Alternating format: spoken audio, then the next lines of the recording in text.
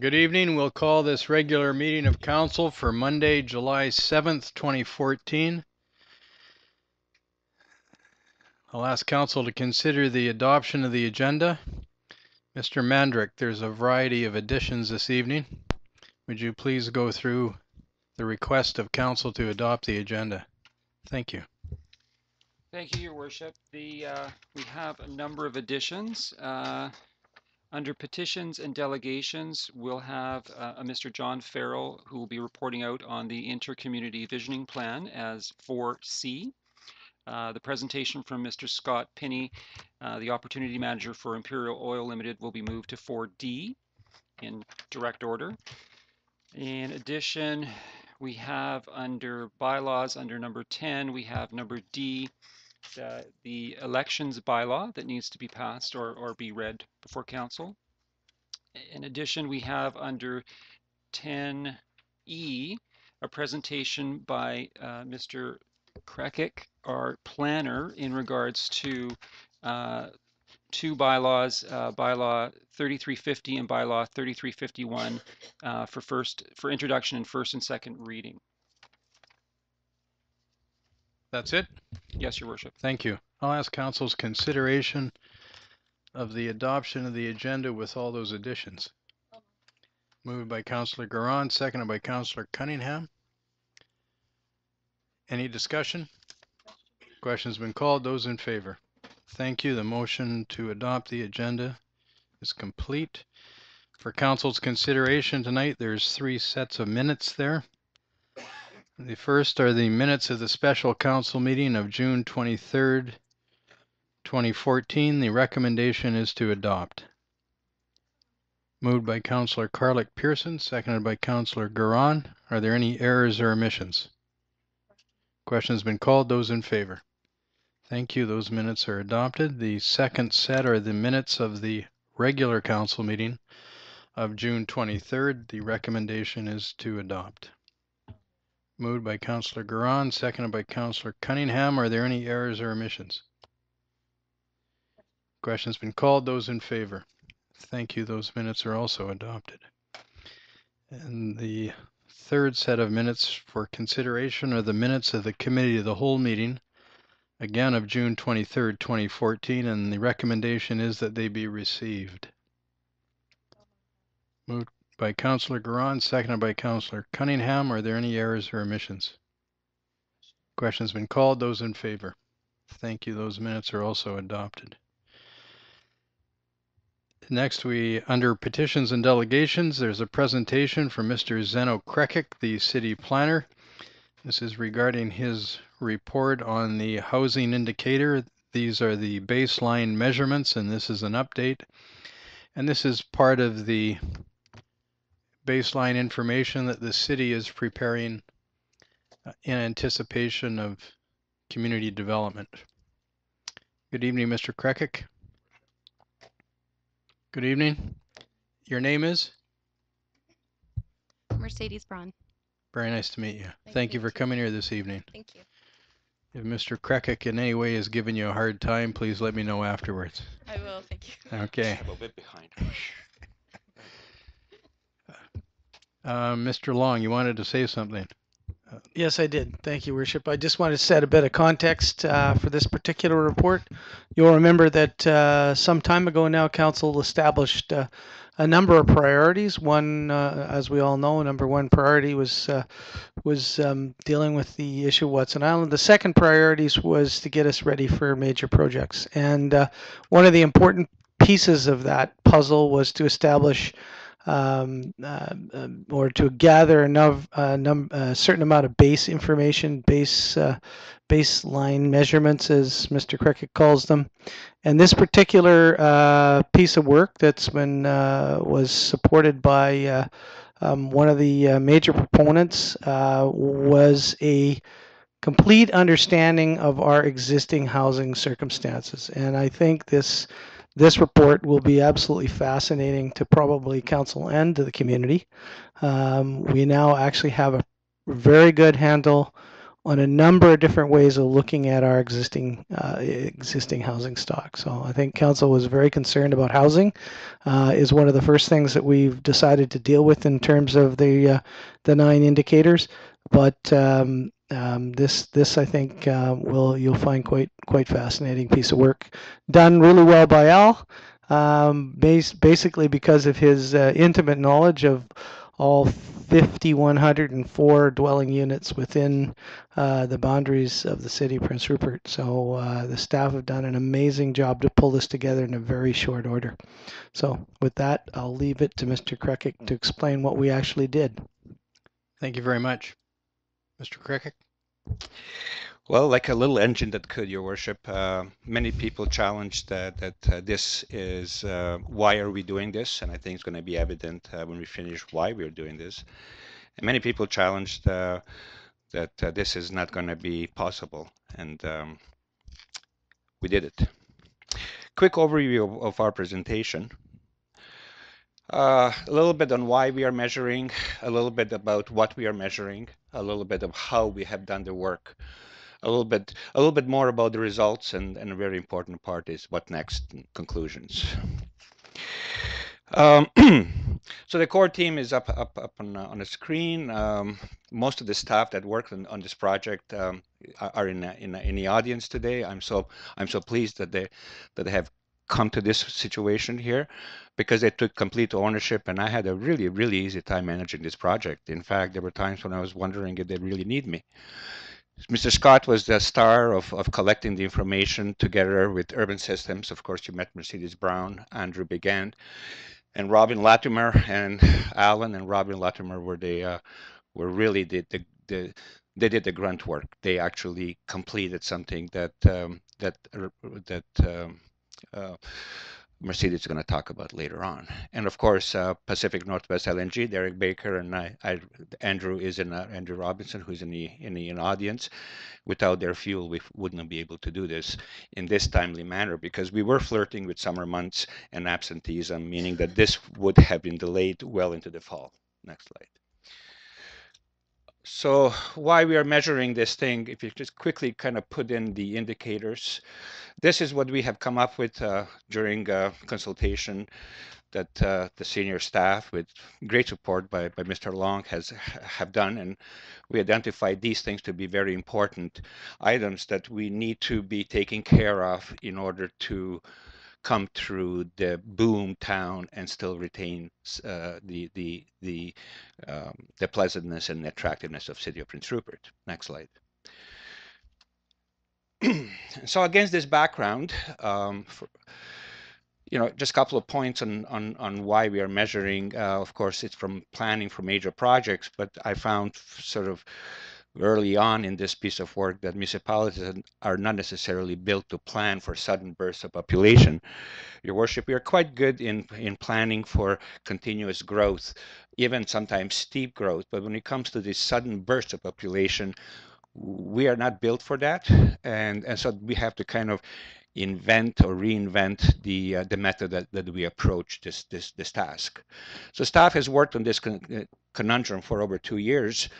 We had a set of workshops, internal workshops that we worked through, and we came up with this set of indicators.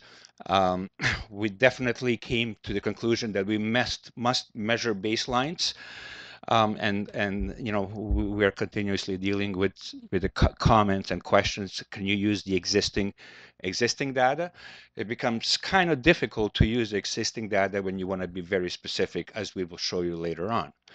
This is akin to EA process, valuable components, meaning the indicators that are akin to valuable components, which in environmental assessments are things that are essential to preserve and not to destroy. We can use much bigger words for that, but that's the essence.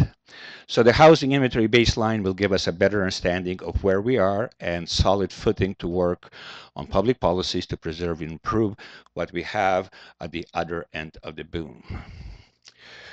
So what are we measuring? So this is a graphic that's used by housing experts, by CMHC, by BC Housing, by Housing Policy Branch in this province. And this is not unique to BC, this is across Canada. And so on one side, we have private market rentals and home ownership.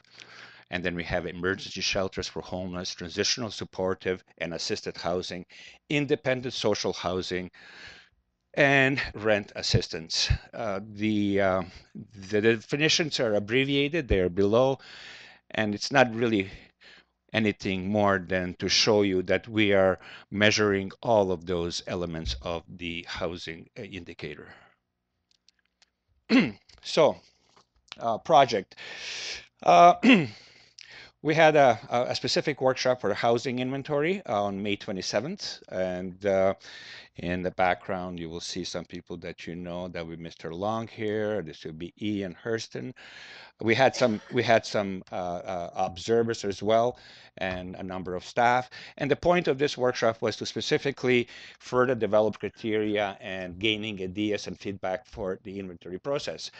As we were not extremely wealthy and we had limited funds, we need to be very prudent in how to do this. So this was the exercise that we held on 27th, and on June 9th, Robin Latimer arrived and got off the blocks with Al on the first day and start counting houses. From here on, I'm going to have Mercedes kind of show you what they collected. Thank you, Zeno. So as part of establishing the criteria, we needed to first figure out how we were going to collect the information. And so we knew we wanted it to be formed into a database, but as well, we thought it would be good to be able to map it out as well. So one of the first things we started with was looking at, should we collect it as a point or collect it as a polygon through the parcel? We decided to move forward with the point, knowing that that would be the most accurate way to position over the home and know that we would capture it correctly. The second was dwelling versus unit. Being able to capture each home, and then versus a unit where it would be, say, you'd put a point on an apartment and be able to record the number of units within that apartment. So we decided to proceed with the dwelling and then capture the units within that point. The third was having really good base mapping to work with. So we used a high resolution aerial, BCA, BC assessment information, road network, and section boundaries. And then, of course, being out in the field, we worked with a tablet so that we could collect information spatially and be able to input it into the database and do analysis with it after. So as Zeno mentioned, we used a team approach. We had 2 people in the field. We had Alan, of course, inspector, and Robin, our student who worked on the tablet, and you can see her in the photo there. And of course, all the staff, everyone pitched in amazingly and helped us pull all the information together. There were some things that we just couldn't confirm in the field, so we would come back and be able to work with the staff to figure that out.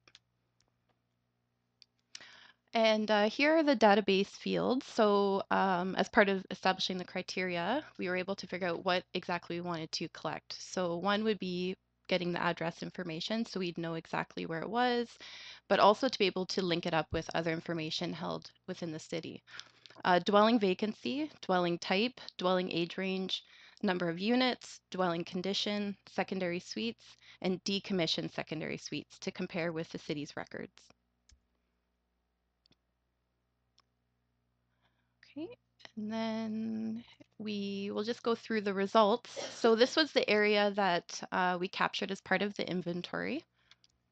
These are the section boundaries that I spoke about earlier, and they were really great to use because they helped us stay on track with capturing the information by area. So we weren't kind of going all over the place. We were able to focus in, finish a section, and then move to the next.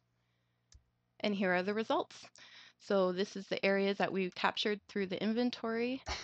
We captured approximately 5,100 units in 13 and a half days. So that's about 375 units per day. Just kind of focusing in on the downtown. As you can see, we've got an area that's been covered off. There's a bit more to capture, and those would be more of like the mixed use buildings, and those will be a work in progress, but we will capture those as well.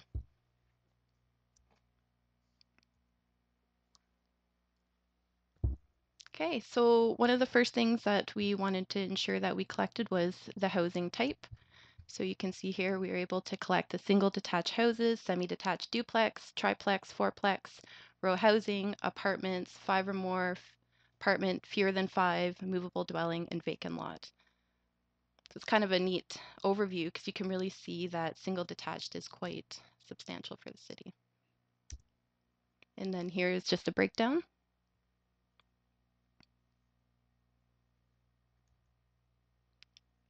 Another piece was the secondary suites. So as part of the inventory, we collected approximately 200 secondary suites. You can see where they all. Sure. Here. This is not a correct number for secondary suites. This is what we were able to gain during the survey. Our suites are in a range of 500. And so this is the piece of information that we have in our system, but it will take time, effort, and energy from the staff to tease out that specific information for this purpose. So that was the comment that I made earlier. So the number of vacant lots you showed there, that is specific? That is accurate? Yes. We'll get to vacant lots. Specific slide. Yep. Next was condition. So we measured by tear down, poor condition with improvements required, poor maintenance, minor improvements, well maintained, and excellent and new build. Do you want to speak to this as well? Oh, okay. Yeah. So as you can see there, there's quite a few in the well maintained and in the poor maintenance.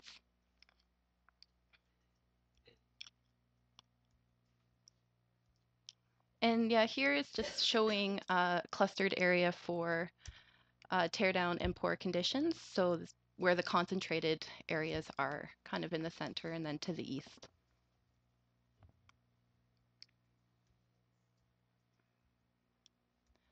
Next was age range. So we measured based on 1907 to 1940, 1940 to 50, 50 to 70, 70 to 90, 90 to 2010, and 2010 to current.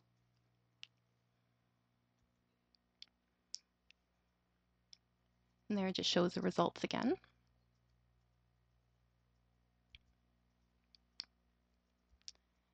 And then another piece that we thought was important was to know what vacant dwellings there are currently. So when doing the inventory, we found that there was approximately 117 vacant dwellings today.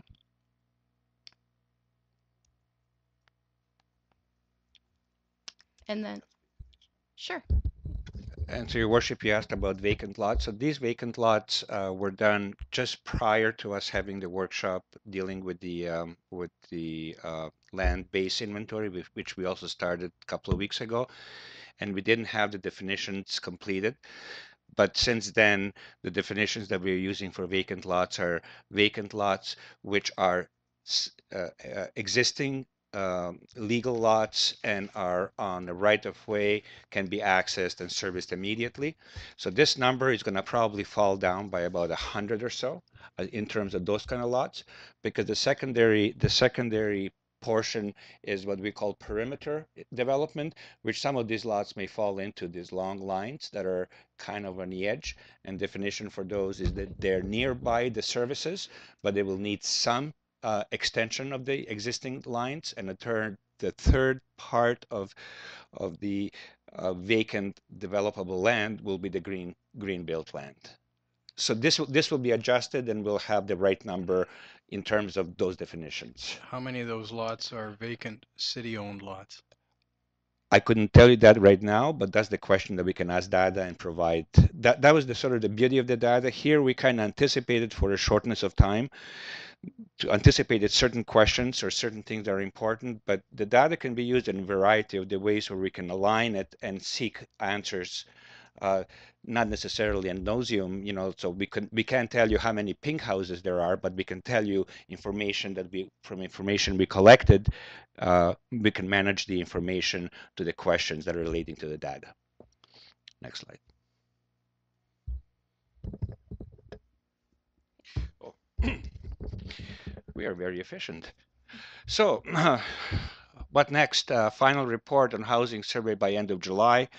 So that will be a report, but really a big piece of this work will be now depending on IT department, Luke and Marco, because what we want to do is make this data appealing and usable on the website and interactive. And so that piece of work is going to be hopefully finished also by the end of July. We have started land-based inventory, as I mentioned earlier, working on status report to council at the end of July 28 regular, at the July 28 regular meeting. We are kind of hoping to have the same kind of a presentation. It will not be to this detail, but we'll be able to give you some information as to where we are going, and we are aiming to complete that piece of work toward the later part of September. So now, by overlaying the information of the housing and land inventory, we're starting to get some basic information. Of course, we have to kind of think of the inventories that we heard earlier. All of those have to be kind of indicators lined over top of each other to start to find what are the themes that we need to be concerned about. But one of the important items that really should be handled fairly swiftly is the better understanding of population information. Next slide. And so this is still the slide that we are using internally. We don't have any better information than this. The bottom line and the dashed line are what Stats Canada has for our data and what BC Stats is projecting our growth to be. We know that we have more than 12,500. But really, some of the things that we need to have to get in grips with is okay. So the dashed lines above, in the red corner and in a blue one, if you can point it with the arrow, the dashed lines on top. That's in those two are important parts of the population, shadow population, because below we have fairly consistent numbers that will be given to us by the proponents, and those are what we are currently calling camp population. The two bubbles that are on top are population that comes along with the camp population, everything from engineers to escorts and everybody in between, subcontractors, subcontractors, new contractors who are entering the field.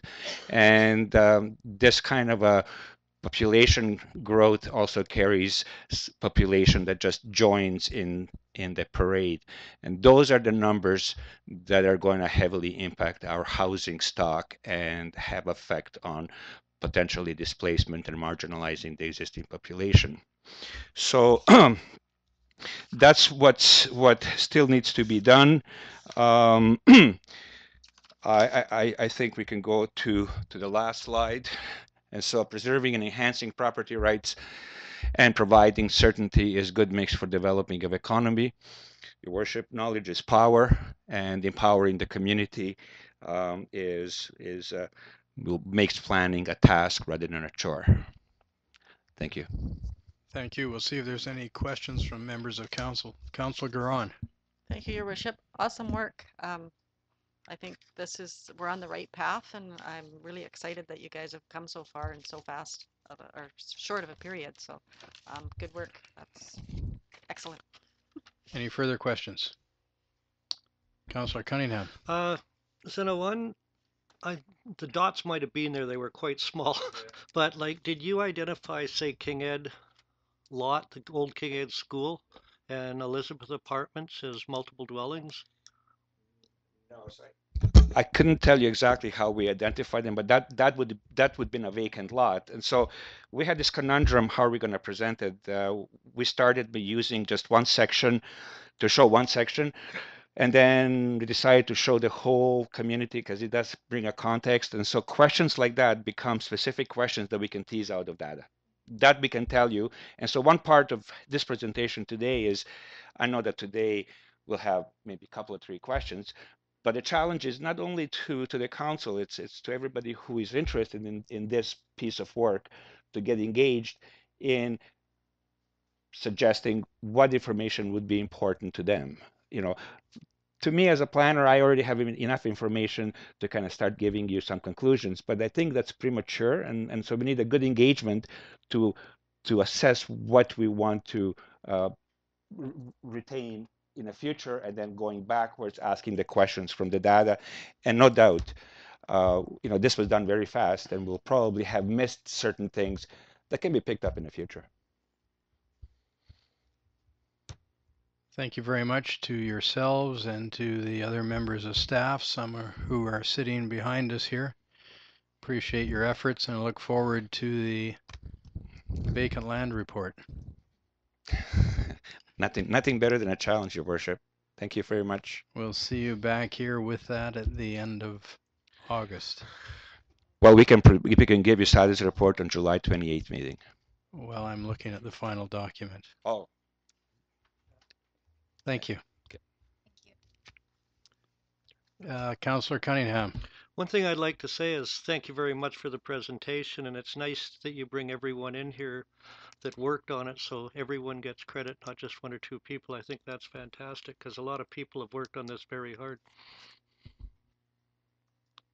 Thank you.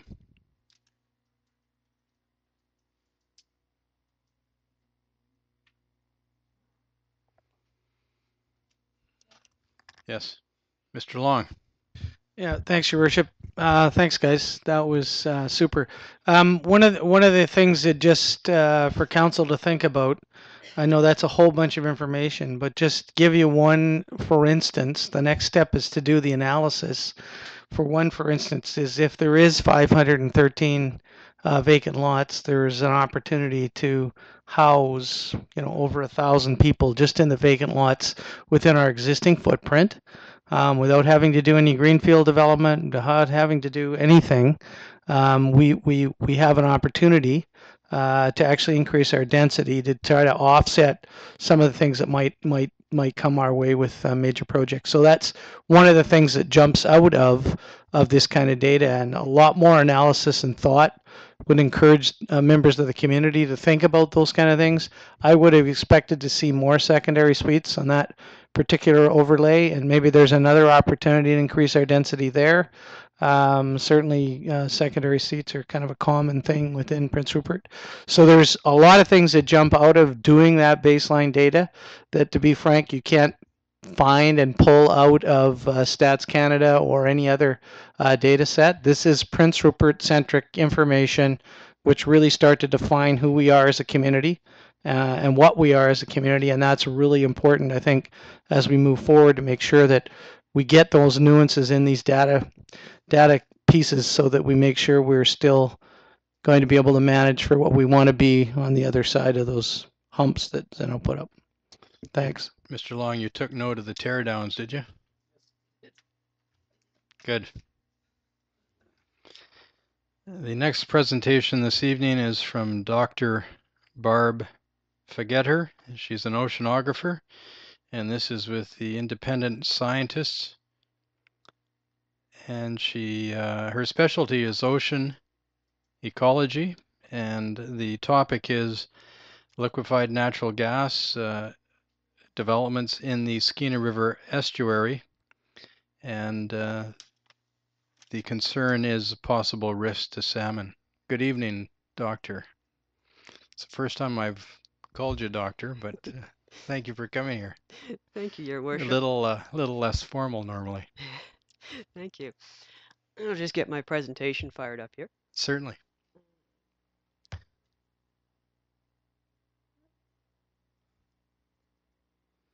It's a sure sign that we've had a lot of good weather in Prince Rupert. The number of people here this evening that are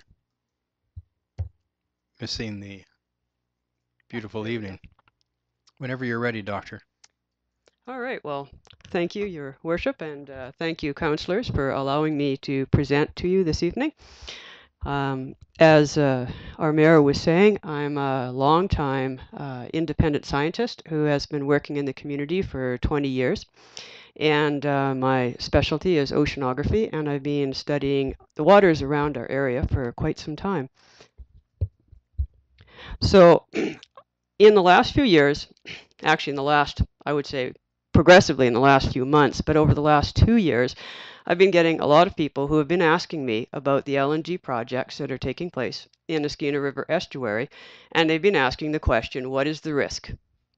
And so, as a scientist, I've been spending some time researching and studying on this to try to determine for myself and for the people who have been asking me what that risk is. And so this presentation is basically a summary of the work that I've done in the last 2 years.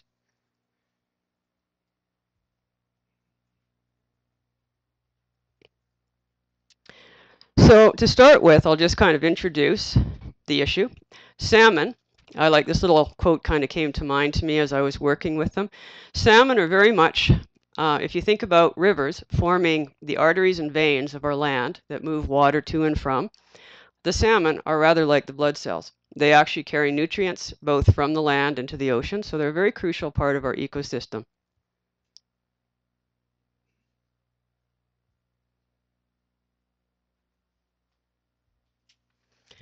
The Skeena River is a very significant river in this province. I think sometimes living on the edge of it, we sort of forget that it's actually not typical of most rivers around here. It is actually the second largest river in the province. It drains a total area of 54,400 kilometers square. It's a huge river. It's second to Fraser. It's one of the largest undammed rivers in the world, so it's also very pristine.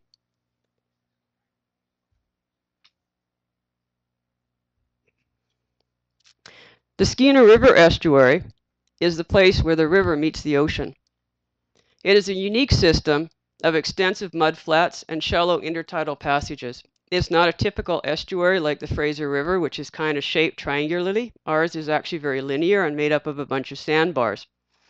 It has a very rich and complex ecosystem, and it provides habitat for a lot of species, birds, fish, marine mammals being some of them.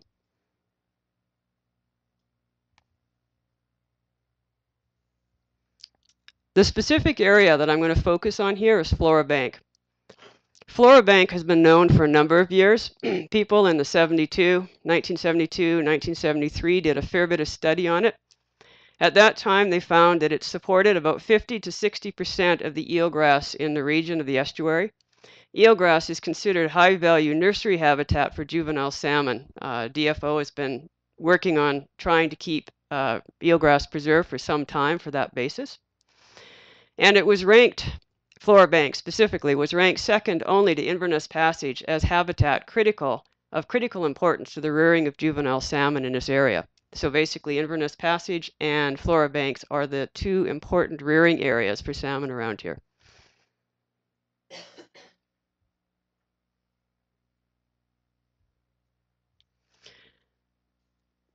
So what I did was take a very scientific look at what is the habitat around Flora Bank and how important is it specifically to juvenile salmon.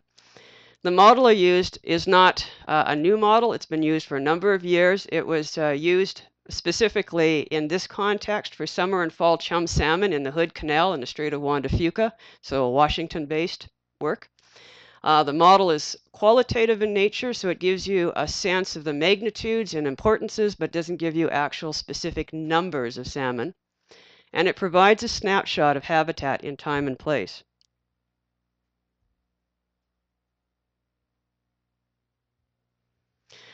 I'm not going to dwell on this slide for too long, except to say that it's a fairly scientific model. It uses 39 GIS layers for those people who work with geographical information systems.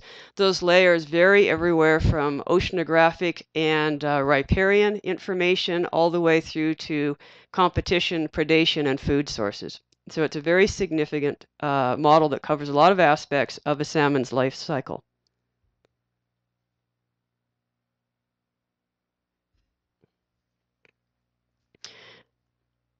So from this model, I'm just going to give you some factoids, to use that kind of classic word that everybody uses these days. From the model, we have some little pieces of information that are kind of useful. Firstly, based on DFO information, there's about 377 million juvenile salmon on average each year that enter the Skeena estuary. Of that, 376 million comes specifically from the Skeena River estuary, so from upriver in Skeena, as opposed to our local rivers around the island. 88% of those, or about 331 million of the Skeena River salmon that come through, like to turn north when they hit the estuary and go up Inverness Passage. That takes them in behind Lulu Island. Now, some people have asked about that 88%, seems a little high, but we have had work this summer, field work this summer, which again supports that. I believe we were seeing numbers on the order of about 90%. Of those 331 million salmon, 279 million of them are what I refer to as epibenthic or bottom feeders. They belong to species like pink chum. And those species, pink chum and chinook to be the third one, those species specifically need to have shallow water estuarine environments, and they tend to use eelgrass beds and shallow water kelp habitats for feeding.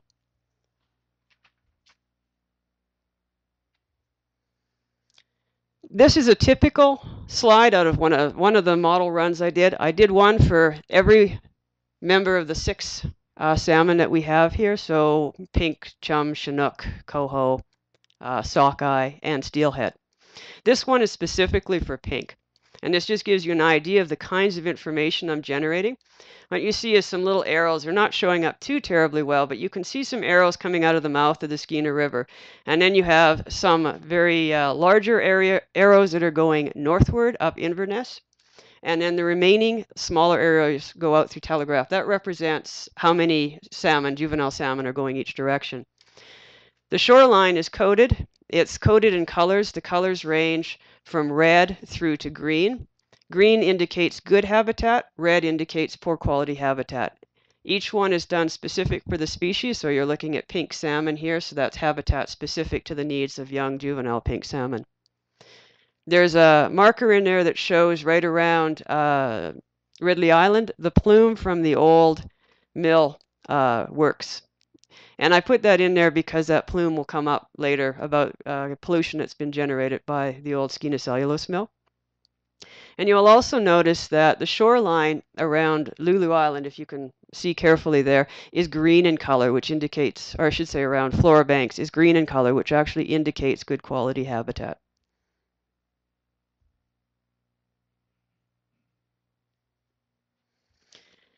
So Flora Banks is one of the best quality habitats for epibenthic juvenile salmon, and it goes for all the species. So I went through them all, pink and sockeye, chum, chinook, I did them all, and pretty much over all the species, it's one of the best quality habitats, and it's for 2 reasons.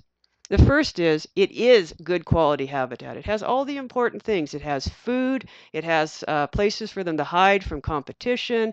It has places where they can rest from strong currents. It has all those important factors. And most importantly, it's in the direct route of 279 million of them.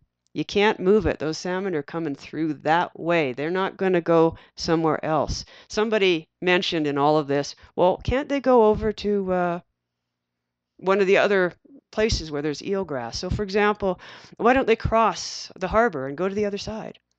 It's not where they're headed. They're headed north up along that shoreline, and that's where they want to be. And they're not going to change their route if you take it away from them. They'll just move further north.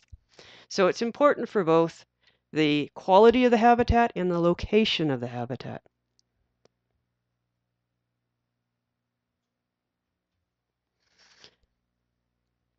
So the problem that we're hitting right now is a conflict of issues, a conflict of resource issues. We have industrial development proposed around Flora Bank, Lulu Island and Inverness Passage, and Porpoise Channel. These developments have a significant likelihood of causing a serious impact on juvenile salmon, particularly those outmigrating from the Skeena River.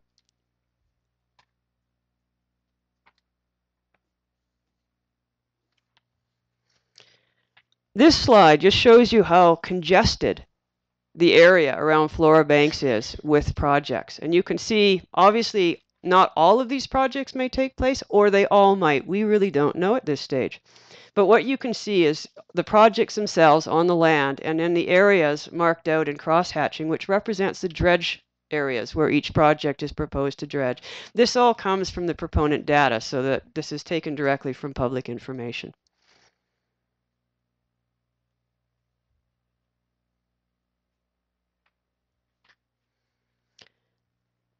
Some of the sizes of these projects are pretty immense. Pacific Northwest LNG, just one of the projects, proposes to dredge 690,000 cubic meters of sediment from its offloading site. But then it also suggests that it's going to do another 7 million cubic meters around its marine terminal site. Just as an idea, what do these numbers mean? Well, Prince Rupert LNG proposes a dredge area of about 49.8 hectares, about half of what the Pacific LNG is going to do. Canpotex is going to dredge about 440,000 cubic meters, much, much smaller. In light of what's happening around Canada, the Sydney Harbour Channel Dredge Project, this is East Coast stuff, was the largest project in Canada prior to the proposal by Pacific Northwest LNG, and they proposed to dredge 4,500,000 cubic meters, which is considerably less than the 7 million. So this would make the Pacific Northwest LNG the largest dredging site in Canada. So just in magnitude, think about it, it's not small. Should we be worried?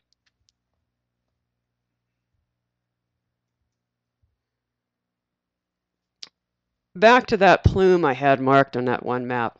One of the concerns that we have is that this is not a totally pristine harbor. We've had industrial history before.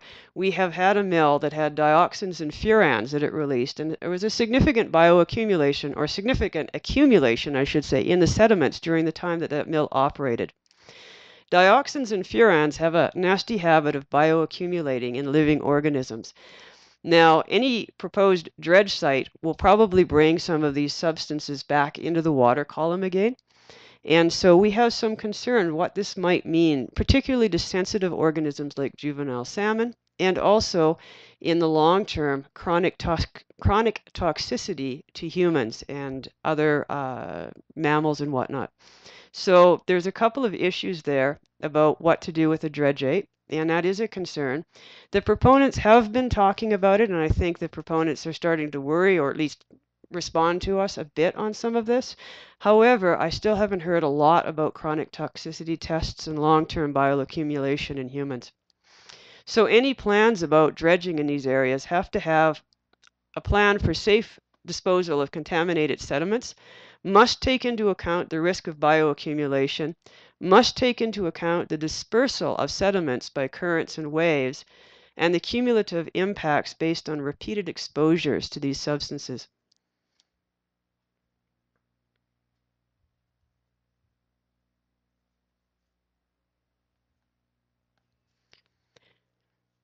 I also think that we should be concerned about the kinds of science that is taking place around here. I happen to be, because I was concerned and because I was approached by concerned people, I happened to have an opportunity on June 24th, 2013, to go out with another group of technicians and scientists, all of us independent at that time, on a helicopter flight over Flora Bank. We selected that date and time because it was an extremely low tide. It was the best low tide that summer, and we were able to actually map aerially the extent of eelgrass on Flora Bank. That flight took place only a few days, actually, after Pacific Northwest LNG's crew had gone and mapped Flora Bank for eelgrass, so within a very short period of their data. And our survey actually showed that the potential impact just by their trestle to eelgrass in the area was very close to 15,000 meters squared, basically 14,295 meters squared, which was approximately 15 times more than the proponent estimated from their survey done literally days before we had done it. Why the difference?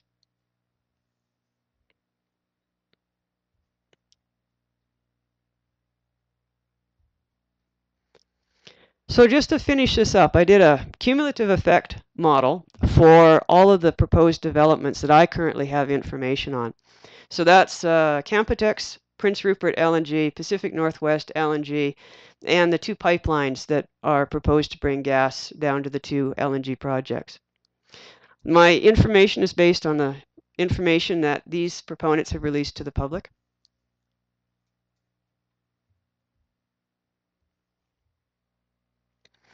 This is a map just around Flora Banks, Lulu Island, the south end of Ridley Island. Again, it shows the dredgeates sites for Pacific Northwest LNG and for BG. The shoreline is coated. It's coated in the same coating that the original model that I showed you with the pink salmon, where the green represents good habitat and oranges and reds are poor habitat. That's the current state. So that's where we are right now. That's what it looks like. So pretty green around Flora Banks, pretty good around Lulu Island, some red in and around Ridley Island where we have already current existing developments.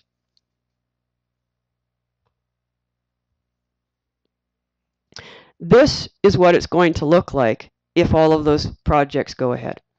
And so you can see there are some changes. There's more red around the south end of Lulu Island, or south end of Ridley Island, I should say, and a little bit more orange around Lulu Island, but particularly Flora Banks is extremely impacted along the proposed trestle for Pacific Northwest LNG.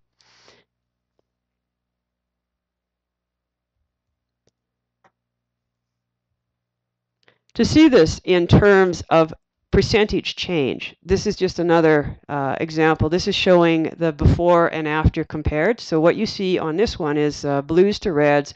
Blue is 0% change between the current state and the proposed state, and red is the greatest percent change, on the order of about I think 45% being the maximum percent change. And you can see the biggest percent change is along the edge of Flora Bank.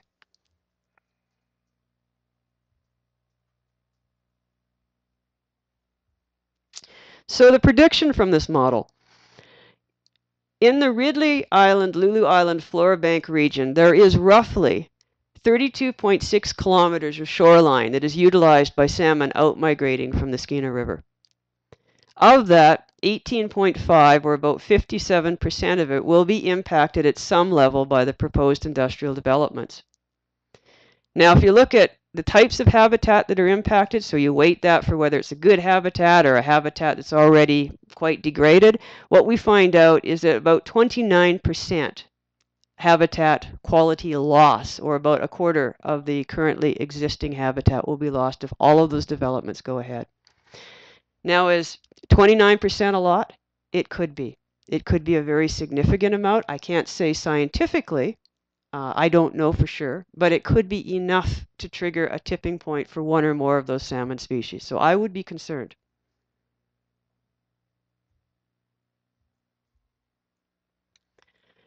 So the expected impacts, things we need to worry about. Loss of high-value juvenile salmon habitat, especially eelgrass, as a result of pile driving, shading, dredging, and ongoing sedimentation from berthing activities. It's interesting to note that the report from Pacific Northwest LNG that they put forward for their SIA application stated that there are parts of the Flora Bank that could receive as much as 3.75 centimeters of sediment daily, particularly if they have ships coming in at low tide. That's enough to bury an eelgrass completely and kill fish. It's a lot of sediment. And that's just directly out of their own documentation.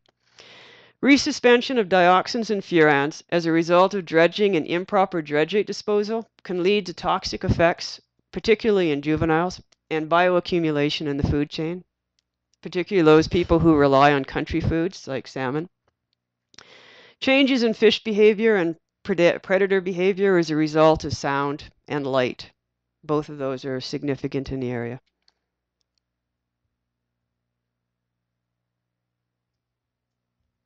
And that's it. Thank you for hearing me out. Thank you. Thank you very much. Very detailed presentation. I appreciate that you put it in such a way that the average person can understand it. We'll see if there's any questions from members of council. Councillor Garon. Thank you for your presentation. It's very interesting. You said you're independent, so where do you get your funding for your studies? I'll have to admit, a lot of it isn't there at all. A lot of it's volunteer time. I get a little bit of money from different organizations. I have right now about 5. They range from ENGOs through to other organizations that are providing some money each, but it doesn't cover the entire thing. So it's a combination of volunteer and what I can get. Okay, thank you. So what would you recommend as somewhat acceptable? In terms of that, well, I think I've said to a lot of people who've asked me that question, I'm not anti-industry. However, I would say that Lulu Island's not the place to be. You know, BG, I think we could work with. Maybe there's some thoughts we have to think about there. You know, there's some issues still, but there might be room to negotiate. Grassy Point's probably much better. Any place that's outside the estuary is great. I find it quite interesting. You talk about Inverness Passage, and I spent a lot of time in that area, and there's a lot of silt there. People would call it quicksand or a lot of mud. That it's of that great a value. Yeah, it's very interesting. I describe Inverness as a chute that basically the salmon are lining up and they're waiting for the tide and they come shooting down Inverness and they end up around Stapleton. And Stapleton's sort of like the first good feeding opportunity, and then they come out onto Flora Banks and move up the northwards, which is where they're headed, up along the shores. Yeah. Through the eelgrass there. Yeah. Councillor Garon. Thanks again. Question about, do you have data? Is there any data out there when the pulp mill was operating on what effects it had on the juvenile salmon? Like, is there some information out there, do you know of, or have you found any information of how it affected the salmon when the pulp mill was operating? No, unfortunately, they didn't do a lot of studies on salmon. They did a lot of like chronic toxicity tests, and well, actually a lot of acute toxicity tests, and then some chronic stuff on crab, Dungeness crab, but nothing on salmon. Councillor Cunningham. When that area is destroyed, is the area that's left going to be able to sustain that population of fish? I would seriously doubt it. And the thing that really bothers me is some of the really small, like these juveniles come out and literally they are centimeters long. So it's a long swim for them to get to the next good site. That's my concern. One of the proposals was to take the dredge material and add it to Agnew Bank, which is adjacent Flora Bank. Would we be better off if that, I know you have some concerns about what's to be dredged in the volume, but if it was dumped elsewhere, would that help or hinder? Well, the dumping on top of Agnew Bank is not a good idea. Oceanographically, it's not a good idea. That bank is actually cleared down to the level it is by the wave action in our Certainly currents, with the yeah. 24-foot tides and the Yeah. currents. It won't stay put there.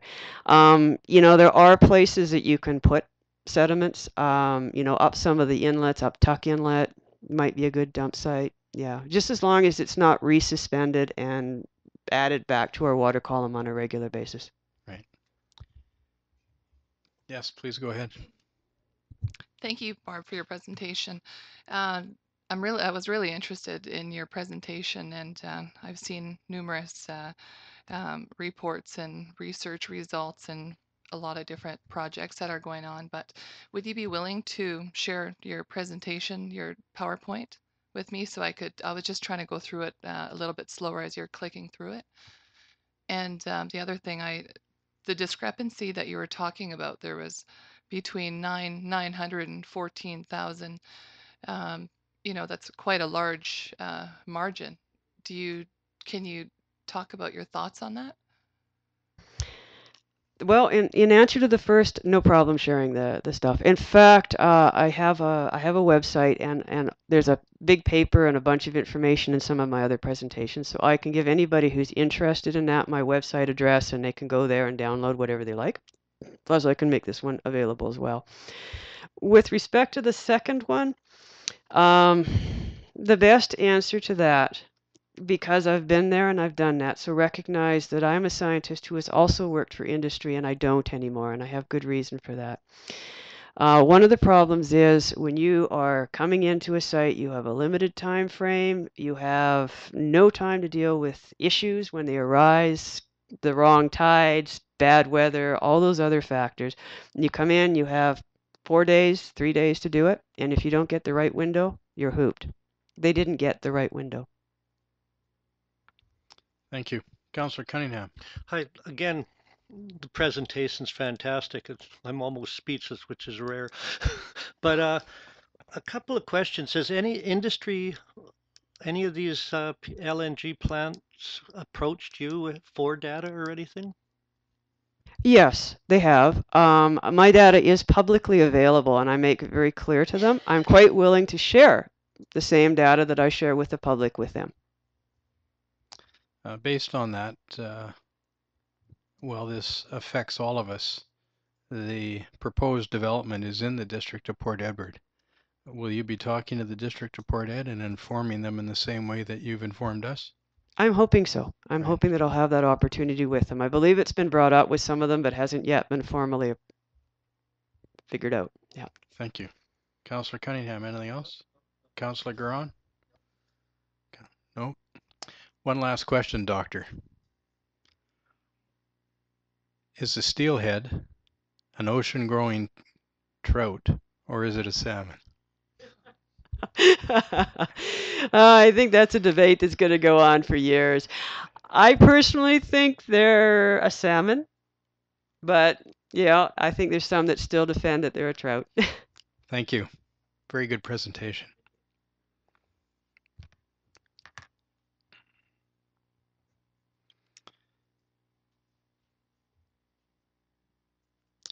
Mr. John Farrell, this is concerning an inter-community visioning plan. Good evening.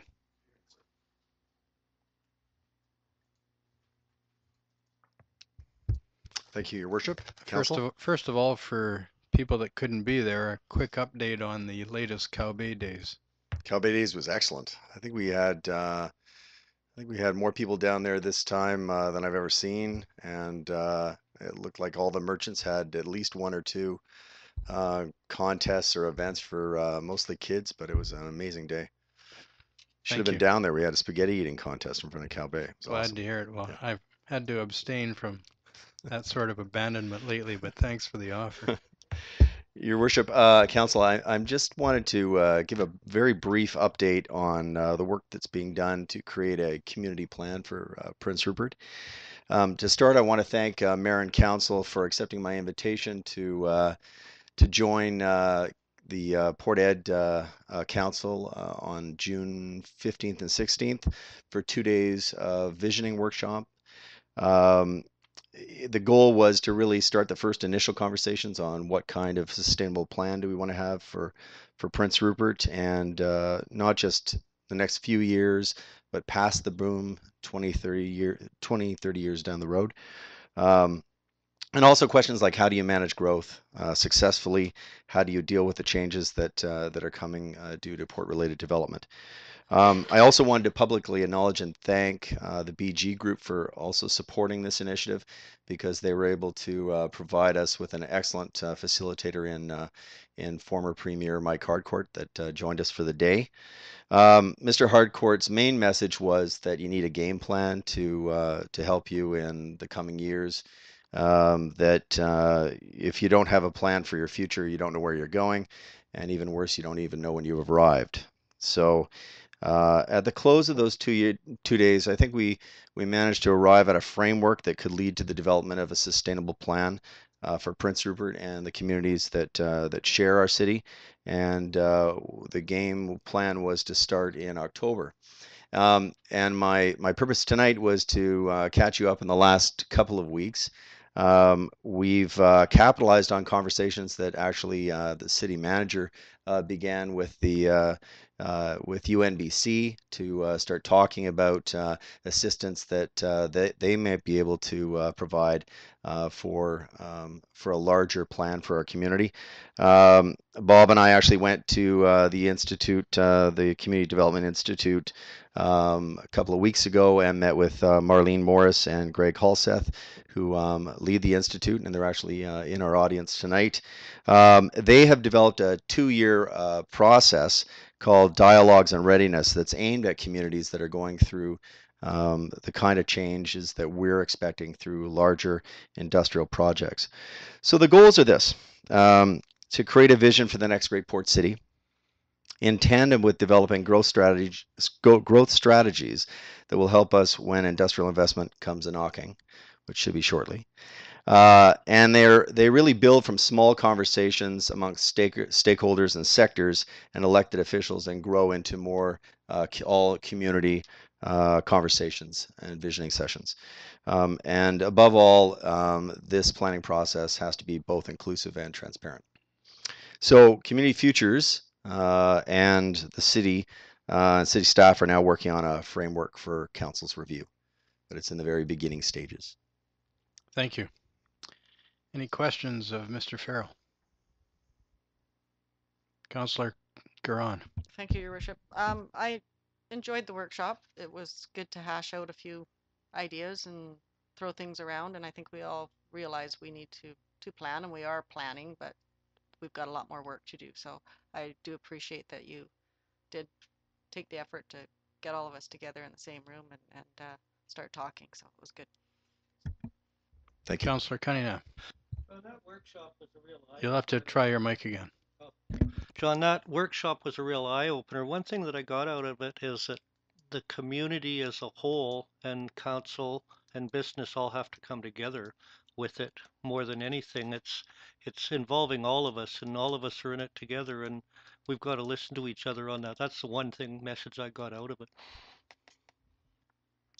Have you got a schedule of upcoming activities with regards to this topic?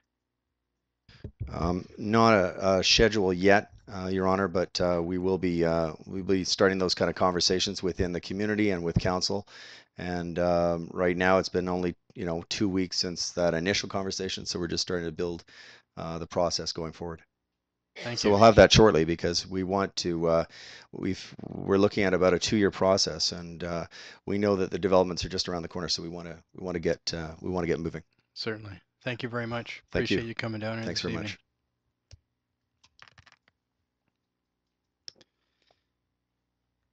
Next, we have a presentation from the Opportunity Manager. This is Imperial Oil Limited regarding a West Coast LNG opportunity.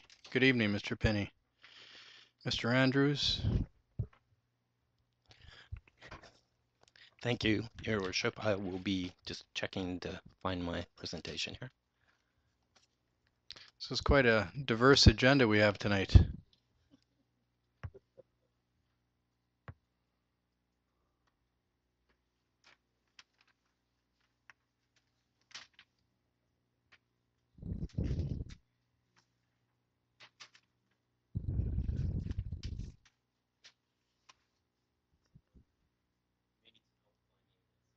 Luke, could you come out here, please?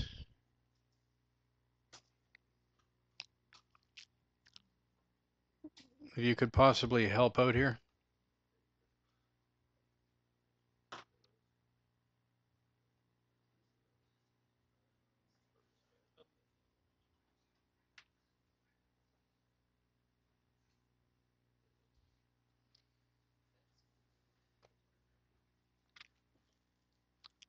Please go ahead whenever you're ready.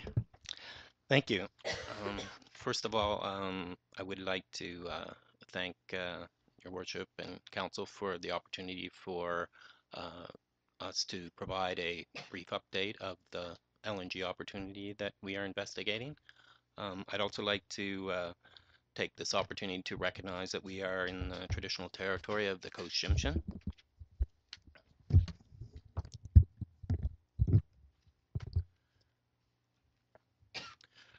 So we, Imperial and ExxonMobil, are in very early days with our investigation. We are earlier than some of the other proponents that have been talking to council and having open houses.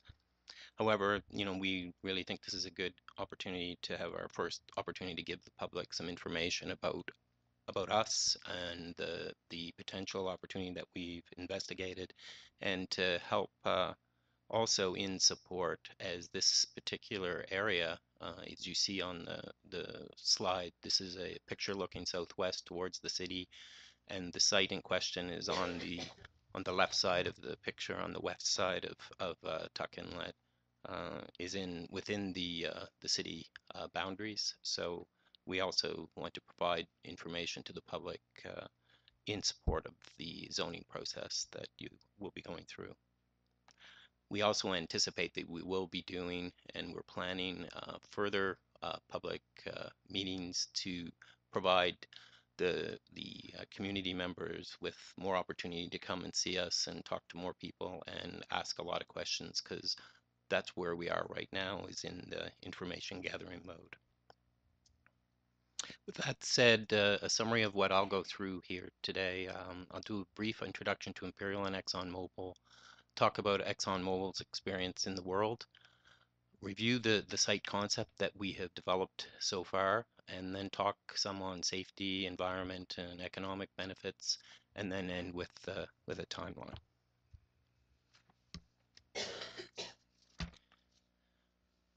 So first of all, Imperial and ExxonMobil Canada, we are joint partners in this investigation. Imperial is a Canadian company listed on the Toronto Stock Exchange. It's a separate corporation from ExxonMobil. However, ExxonMobil Corporation is a majority shareholder in Imperial, so there is a strong relationship there between the two companies. They are separate corporations. ExxonMobil Canada is the Canadian affiliate of ExxonMobil Corporation and is 100% owned. ExxonMobil has been operating and developing LNG in the global picture for well over 35 years. This chart shows the presence that we have across the world in LNG terminals and operating facilities, and some development opportunities that we're investigating. I'll point out a couple. One in Papua New Guinea, down at the far right, is a very new project that we just commissioned and have started up on time and on budget. And then in addition, there you can see that there are some opportunities that we're working on in North America. Golden Pass is an import terminal that we had been operating that we are now looking at converting to export in the Gulf of Mexico. And then we're assessing LNG export potentially from Alaska and here in Prince Rupert from the west coast of Canada.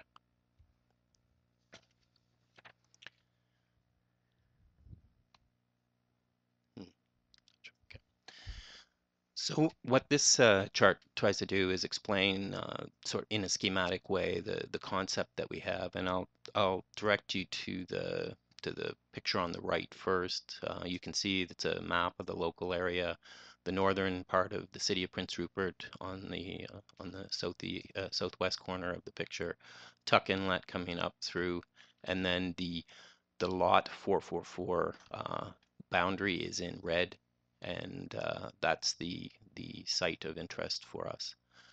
The first thing that you'll notice is that it's not the same type of concept that you may have seen in some other public information.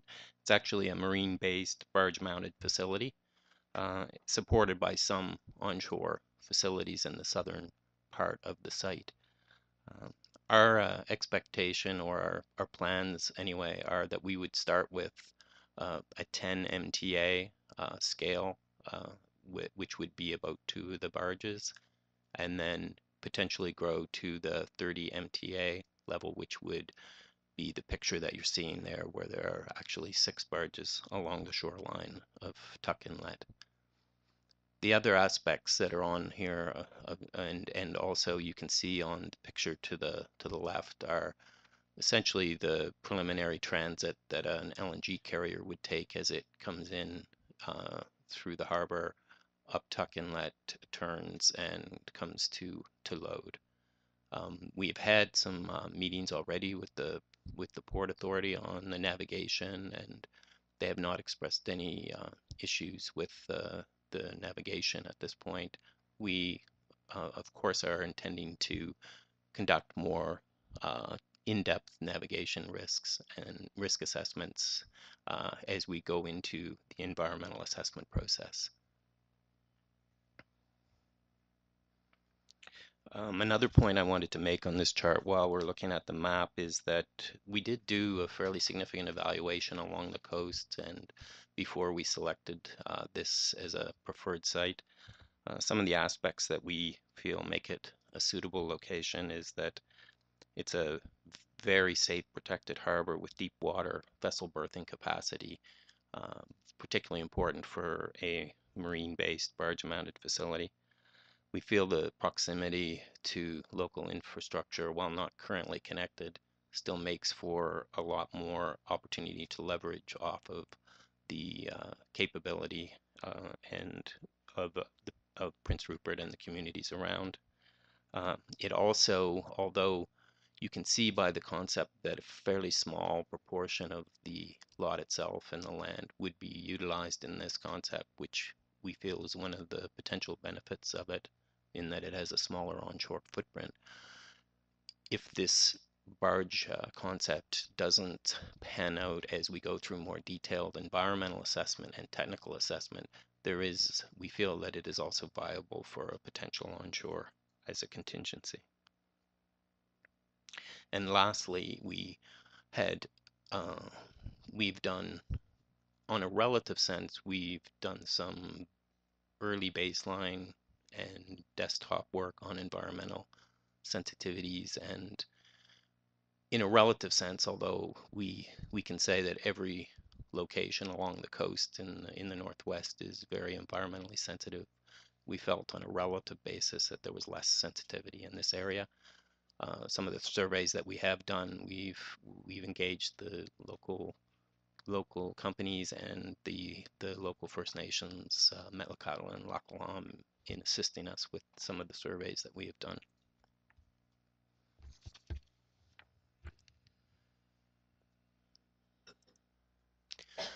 So moving on to safety, really, it's at this point, it's much more of a principle thing that we wanted to get across.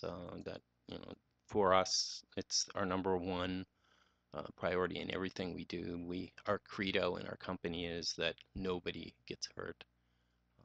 With specific to LNG, it has an excellent safety record around the world. In 2013, we delivered LNG to 22 different countries and did not have any incident. And of course, we will be complying and building and operating to all the standards that are in place. We do complete safety risk assessments on facilities and navigation routes throughout the design process. And we also have, just the terminals themselves have a lot of design aspects in them to ensure that we have safe operations, including the most important one, which is having highly trained operators. From the environment perspective, first again, as I mentioned at the start, we're early days. We have not entered the environmental assessment process yet. We do intend to do that later this year. And as part of that environmental assessment process, we'll be undertaking lots of studies on the potential effects and getting baseline data. And we really want to hear from the public on the priorities and things that we can look at as part of that process. Having said that, we do feel that the risk of any adverse impact on the watershed for the city of Prince Rupert it's unlikely. The location is 4 kilometers away from Woodworth Lake and down grade from it, so it's naturally going to have some separation. From an air quality perspective, we understand that's also going to be an important thing, and we will be doing, in addition to meeting all the standards and the modeling and so on, we will be continuing to do that as we go through the environmental assessment process.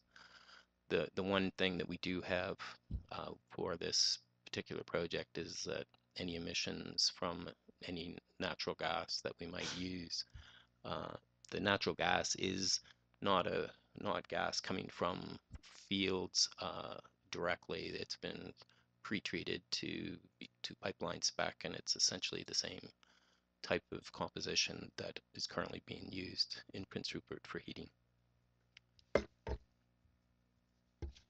In terms of economic benefits, as I mentioned earlier, the barge will have, the barge concept has a different profile in terms of onshore footprint. It also has a different profile in terms of what kind of jobs we think might occur. Where our estimate is that during the construction phase, we would be in the approximately 1,000 range for direct jobs. This would result in a different profile from a boom and bust sort of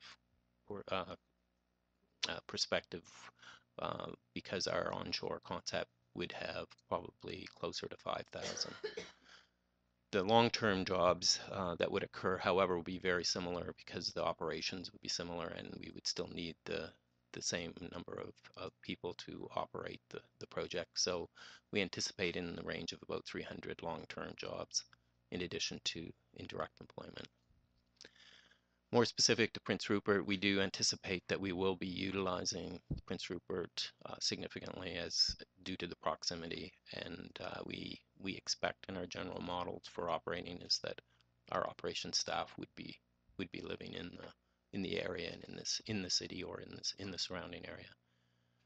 And of course, for this particular site, there is some direct benefit to the city of Prince Rupert as the location of the site is within the limits.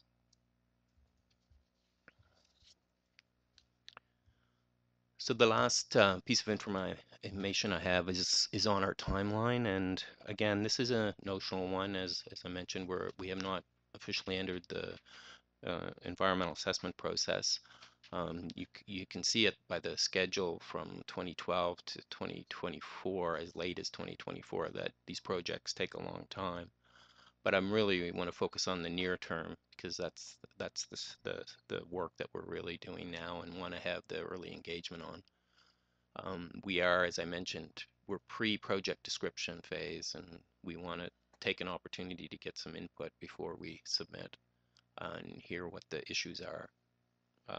The first key step for here is a community information session that we're planning right now, and we anticipate that it'll be on July 24th, and it'll be a chance for us to show more information on it, have more people there from our technical project staff and environmental staff, so that we can answer questions and get input from the public. And that is really, again, targeted to provide that information to help the city in the zoning process that's going on. Subsequently, we anticipate we will be submitting a project description later this year, and the environmental assessment open houses that will happen for more specific to the project itself in advance of the description and following the description. As part of that process, we anticipate to have a lot more public engagement through that.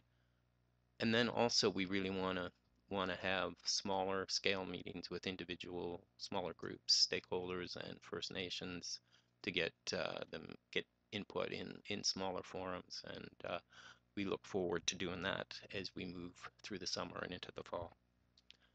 So that's a summary of our opportunity at this point. I want to thank you again, and we look forward to continued engagement. Thank you very much, and we hope that you get a good turnout at the July 24th meeting. If I could ask you, you're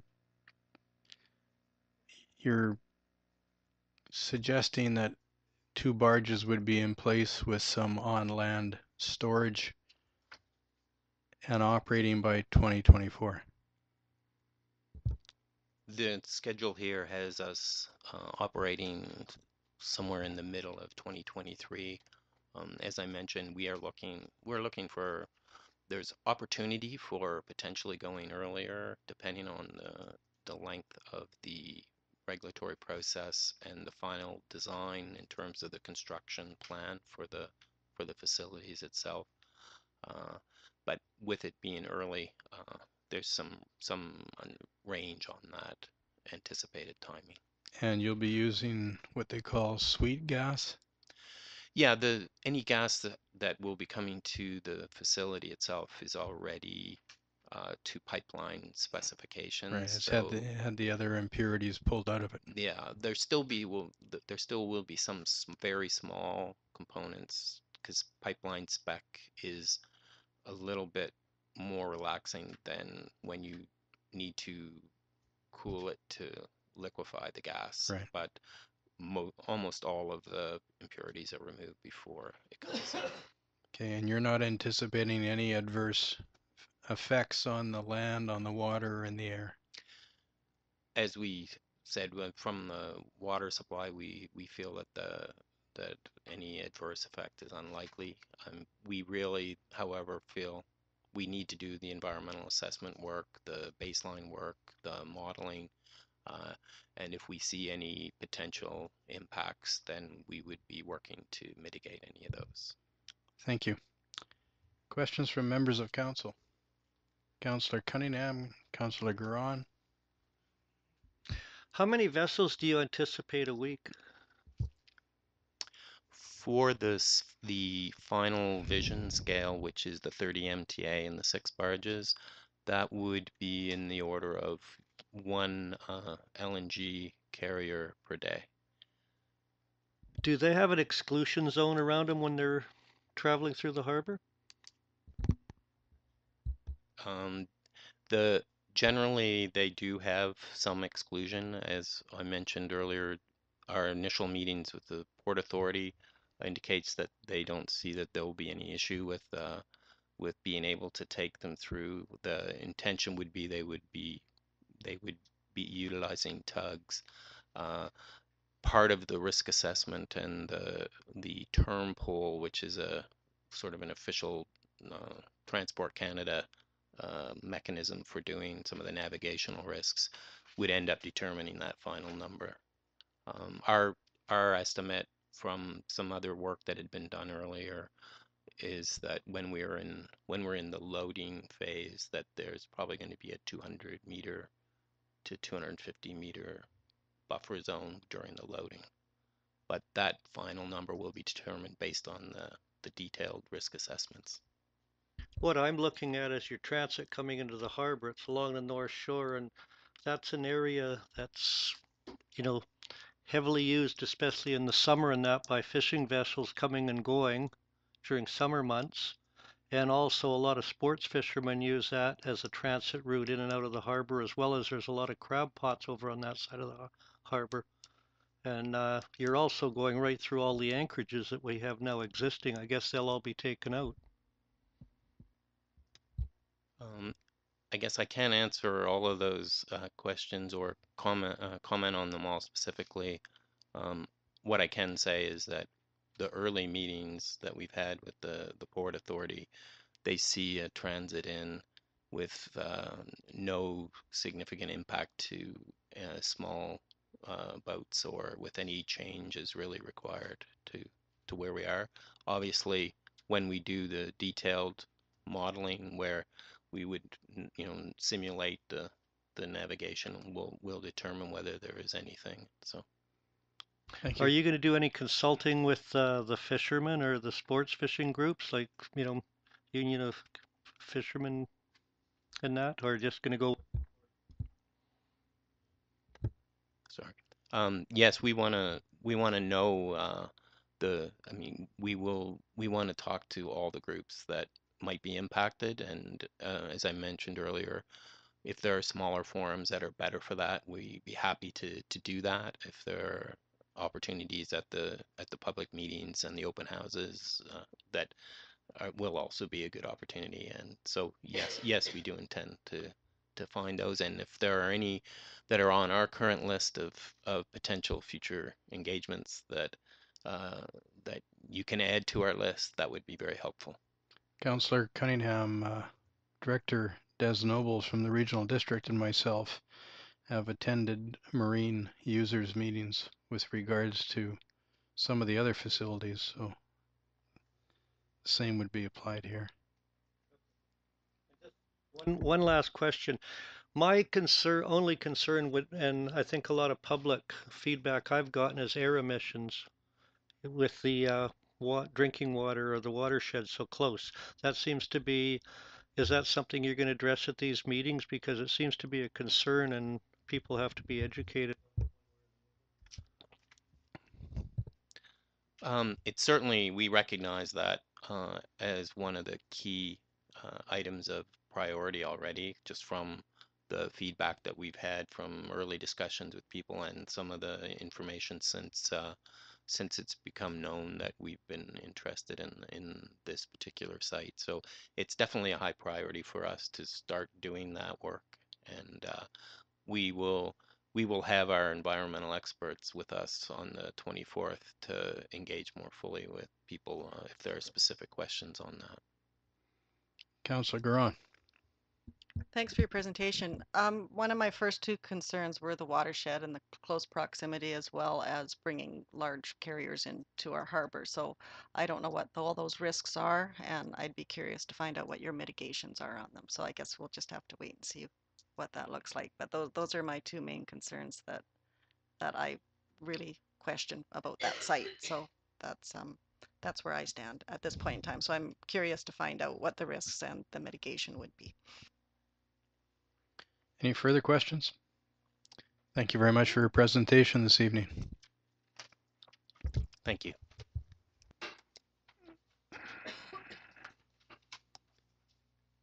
We'll move on to reports and recommendations.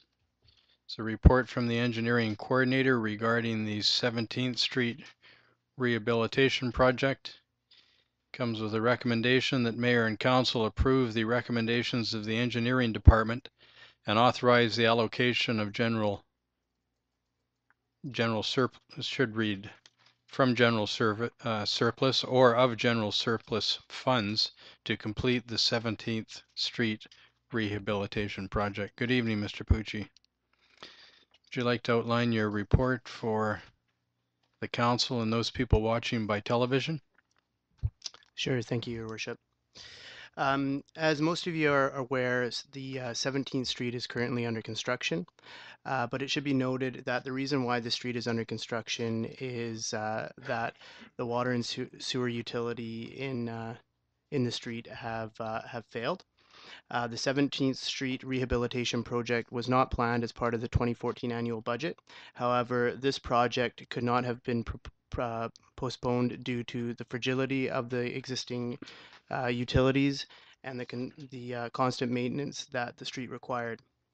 In 2014, in the annual budget, the engineering department had planned to complete the 17th Street retaining wall. However, before the project was started, the water utility on the street failed and the Public Works department was forced to start the task of rehabilitating the entire street.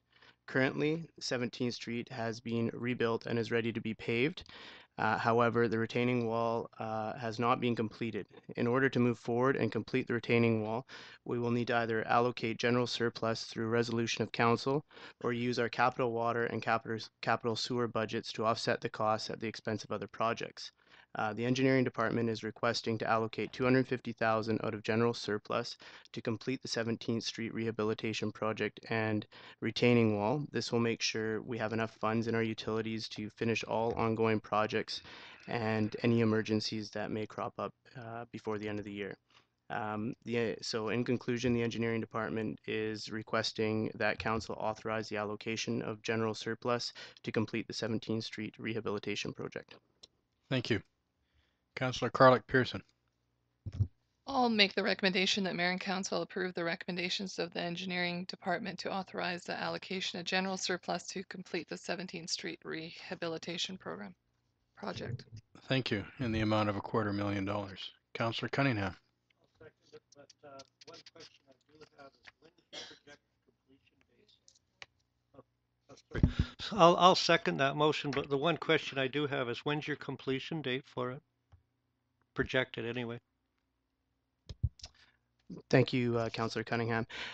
We are ready to award the project as of tomorrow or the next day. We have a contractor that's standing by ready to go. We figure a month to 6 weeks and everything should be paved and back to normal. Thank you. Thank you very much. Any further discussion? Question has been called. Those in favor?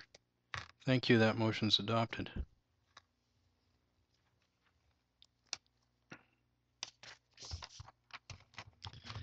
Next report is from the Chief Financial Officer, and this concerns the gas tax agreement for the Community Works Fund. It comes with a recommendation that Council enter into the Community Works Fund agreement with the Union of BC Municipalities for the period April 1st, 2014 through March 31st, 2024. This is a 10-year agreement. Mrs. Bombin? Thank you, Your Worship. A new gas tax agreement has been signed between the federal government, the provincial government, and the Union of British Columbia Municipalities. This new agreement requires municipalities to sign a new agreement with the UBCM, or the Union of British Columbia Municipalities, in order to receive funding under the Community Works Fund. The purpose of the funding is to administer the provision of allocated funds to assist in the revitalization of public infrastructure. The term of the agreement is 10 years. The allocation of funds are based on a funding formula that takes into account population. The current formula provides the City of Prince Rupert with a total of $552,520 for 2014. The city currently has $3,897,000 accumulated in gas tax funding from the original Community Works Fund. $480,000 of these funds have been approved by Council to be used for qualifying capital projects in 2014. The remainder, plus any new funding received from the Community Works Fund, would be used for future qualifying capital projects. An example of a future project that will qualify is the raw water supply rehabilitation project. These funds can also be used to leverage matching grants. I remember last year through the Federation, or through the support of the Federation of Canadian Municipalities, we received $666,000. Yes. Thank you. Questions from members of council? Councillor Cunningham. Is any of this being projected in our budget?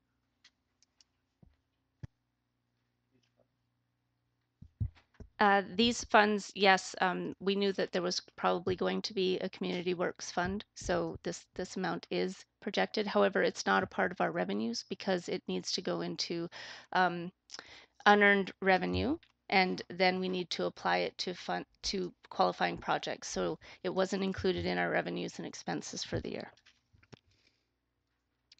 Further questions? I'll ask Council's consideration of the recommendation for a 10-year agreement between the City of Prince Rupert and the Union of BC Municipalities. Councillor Cunningham. You'll move that? Thank you. Is there a seconder? Seconded by Councillor Carlick Pearson. Any further discussion? Question's been called. Those in favor? Thank you. That motion's adopted. We'll move on to bylaws. There's a report from the city planner, and this is an application for a development variance permit for the residence at 950 8th Avenue East. Mr. Krekic. Thank you, Your Worship.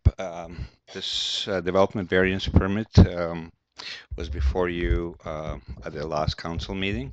Since then, we have issued public notification advising the neighborhood about the proposed project. We haven't received any comments or indications in either positive or negative. The application is to vary section 5.2 for front property setback from 3.6 meters to 1.8 meters, or in imperial from approximately 12 feet to 6 feet. As of this date of this report, as I mentioned, that we didn't receive any objection that would prevent approval of this application. Thank you very much. The recommendation of council is that the development variance permit application number DP-14-09 for 950 8th Avenue East be approved. I'll ask the council's consideration. Councillor Garon? Thank you. Moved by Councillor Garon, seconded by Councillor Cunningham. Is there any discussion? Question's been called. Those in favor? Thank you. The motion's adopted. Next is another report from the city planner. This concerns the rezoning to allow a multiple family development at 1183 Ambrose Avenue. The recommendation is that council give second reading to the City of Prince Rupert Amendment Bylaw number 3348, 2014, and schedule a public hearing for 7 p.m. prior to the July 28th regular council meeting. Mr. Krekic? Thank you, Your Worship. Again, this application was before you at the last council meeting. It is made by Mr. Palmer, and the proposed project requires amendment to zoning bylaw to increase the density as per the attached proposed zoning amendment bylaw. The applicant has been considering this project for a while. The project is located in a good location for densification. And at the June 23rd meeting, I proceeded with the internal referrals, and immediately after tonight's meeting, subject to the approval to proceed to public hearing, we'll be issuing public notifications in the newspapers and in the 300-foot radius of the affected property, as well as on the public notice board. Okay, thank you very much. Councillor Carlick Pearson? Thank you. It's been moved by Councillor Carlick Pearson, seconded by Councillor Garon. Any discussion? Call for the question. Question has been called. Those in favor? Thank you. That motion is adopted. The next item is another report from the city planner, and this concerns zoning amendment bylaw number 3286, 2009, and it's an amendment to adjust the downtown development permit area boundary. The recommendation is that council give second reading to the City of Prince Rupert zoning amendment bylaw number 3349, 2014, and schedule a public hearing prior to the July 28th regular council meeting. And of course, this bylaw 3348, 2014 is to amend the original bylaw, which is number 3286, 2009. Mr. Krekic? Thank you, Your Worship. So the staff is recommending an adjustment to downtown development permit area boundaries to include several properties that were missed at the in a mapping exercise that are along the Fraser Street, and to exclude some of the residential properties in a downtown area, which will make the development regulations easier, more palatable. Staff and consultants Urban Systems are currently conducting an inventory of the off-street parking spaces within downtown area, and have located these oscillations from our plan, and therefore are recommended that we do this change. Really, in conclusion, this amendment will ensure that the missed commercial properties that are developed to the desired standards and simplify the development permit process by excluding some of the residential properties. Thank you. I'll ask council's consideration of the recommendation. Yes. It's been moved. Please go ahead. I had this discussion with you last time about it, but all I'm concerned about with this is the residential area and Fisherman's Hall, and you told me at that time that they would be grandfathered as far as parking goes. There'd be no changes in their parking. Yes. So basically, this exercise of excluding, including is separate from grandfathering. This exercise we're doing with Urban Systems is actually calculating the number of parking places to grandfather to those existing uses, put them on the same benchmark. And so that exists, that continues to be there, and depending on how our timing works with competing priorities within the next month or 6 weeks, we should be able to issue that letter to say everybody has now this grandfather situation that will continue to exist. If you change your uses in the future, then we're going to have to go back and recalculate how many less or how many more, and if it's more, then we have this option of pay in lieu. Thank you. I'll ask council's consideration of the motion again. Moved by Councillor Cunningham, seconded by Councillor Garon. Any further discussion? Question's been called. Those in favor? Thank you. That motion's adopted. Next, we have the City of Prince Rupert elections and other voting procedure bylaw, number 3352, 2014.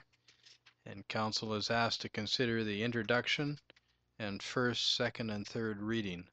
Mr. Mandrick, would you please outline the text of the bylaw for members of council and those people watching by television at home? Thank you, Your Worship. In any election year, it's a requirement that the city denote through bylaw procedures what the process and procedures are. So this is the City of Prince Rupert Elections and Other Voting Procedures Bylaw number 3352, 2014. What it does is just determine the dates of the advanced polling, the locations and such. This, just as a note, also includes the opportunity for should council deem it necessary or inviting for an automated voting opportunity. So using a machine to put the votes and the ballots into to actually do the actual counting rather than having to do it by hand. So it includes that opportunity. It doesn't, by council's acceptance of this bylaw, does not mean that they accept that process. It just means that it's included in this for future reference. Thank you very much. I'll ask council's consideration of the introduction, first, second, and third reading of the bylaw. Councillor Guron? I'll move the recommendation. Thank you. Seconded by Councillor Cunningham. Discussion? Question's been called. Those in favor? Thank you.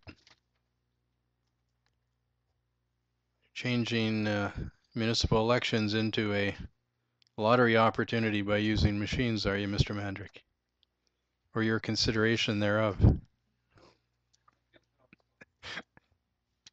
Well, certainly, I think the case studies that I've read about elections where they do use the voting machines, after the close of polls, they have all the relevant information in about 20 minutes. So people aren't there till 1 or sometimes 1:30 in the morning. That's correct, Your Worship. And in addition, for any spoiled ballots, they can be identified immediately. So therefore, they can be reintroduced and provided back to the voting public so that they may vote again. Right. Thank you.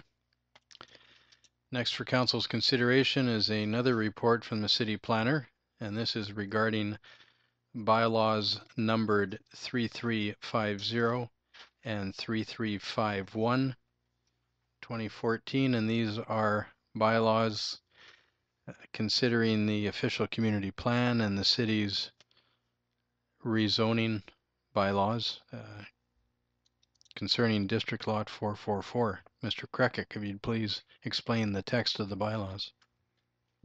Certainly, Your Worship. So this is basically conclusion of the Prince Rupert border extension exercise that we undertook for the last better part of almost 2 years. And as the last part of that exercise, we have to assign land use regulations to the newly accreted lands. The primary documents in this conversation are official community plan and the zoning bylaw, and they're generally too awkward and cumbersome to be copied and attached to this report. And so I have provided the links to those reports that probably are good reference documents for the council and anybody following this process. There are two things that we have to do here, Your Worship, and they include the official community plan and a zoning bylaw, and so I will do brief analysis on both in a sequence.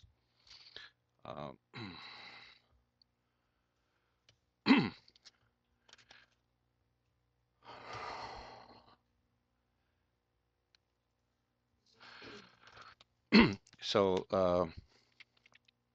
the City of Prince Rupert official community plan was amended in 2007, and it was greatly simplified and made it quite a bit easier to work with. Including newly accreted lands as industrial and open space is consistent with the intent of the Prince Rupert border expansion application, which was to affect the land use regulation on those newly accreted lands and to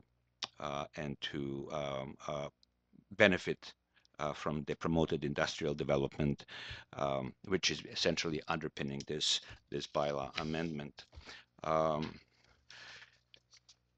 This is the schedule that's attached to the bylaw, and I will show lot 444. I will show the area that's proposed to be this designated as green space, open space, and this is the area that we designated for industrial area. This will require some text changes in section 3.2 and section 2.2, essentially indicating in the primary one for the industrial area. I can read that verbatim. On May 15, the City of Prince Rupert received approval and amended letters of patent to include the area to the east, generally described as Lot 444. With increased demand for industrial land base, the eastern portion is suited for heavy industrial use. In general, such projects require large area for transportation and storage, but is better described as major projects. With respect to the green open space, similar preamble, and over the past number of years, the city has experienced reduced access to the waterfront due to the expanding industrial development on federal lands within the city boundaries, which are excluded from municipal jurisdiction. The westerly portion of the newly accreted lands are closest to the Cane Island and will be preserved for the future public space with full access to the shoreline. This text and this schedule are part of this bylaw. The zoning bylaw in a similar way was amended in 2009. It was greatly simplified, and the proposed bylaw 3551 is proposing to assign zoning regulations, which are on the next schedule, which would be P1 on the lower portion of the lot and M5 on the upper portion of the lot. And I apologize, Your Worship, this is my error. I have let a typo go through in the text, and in the bylaw it said that it's proposed M4. In fact, it's M5. That would be a newly created zone. The rest of the text is accurate. It basically indicates that heavy industrial zone, the permitted use will be transportation terminals, marine transportation, bulk commodity storage and transportation, general industrial uses, and accessory buildings and structure. The rest of the bylaw is fairly simple. It's akin to the bylaw that we already have for industrial area. We are asking for 30 meters setback from any property line, as well as a special provisions that allow single-family residents to be for the caretaker. And we are asking for selective clearing to maximize screening and preserve viewscapes from the waterfront and main community to the east. In conclusion, Your Worship, staff reviewed Local Government Act Section 879 and concluded that sufficient consultation opportunities have been extended to surrounding jurisdictions and appropriate provincial authorities during the Prince Rupert boundary extension process. The amendment bylaw will include the area commonly referred to as Lot 444 in City of Prince Rupert Quality of Life Community Plan and Zoning Bylaw, which is necessary final step to the municipal boundary extension process. Thank you. Mr. Mandrick, would you correct the typo in that bylaw before council considers it? Thank you, Your Worship, I will. Thank you. I'll ask council's consideration of the recommendation. Councillor Garon. I'll move the recommendation. So on the actual bylaw, on this piece of paper, it should be M5. Yes. Thank you. So we'll do the bylaws one at a time. So this will be bylaw 3350, 2014. And it'll be the introduction and the first and the second reading.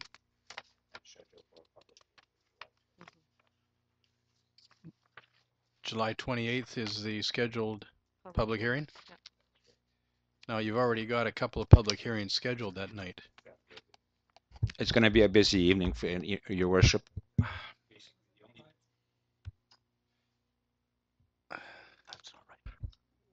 Excuse me, this is a very important piece of bylaw, and I really think that it should have an evening all by itself, because there's quite a concern in the community about and misinformation about this lot 444, our watershed area, and a lot of other stuff, and I hate to see it lumped in with something and just overlooked. I'd really like to see it by itself.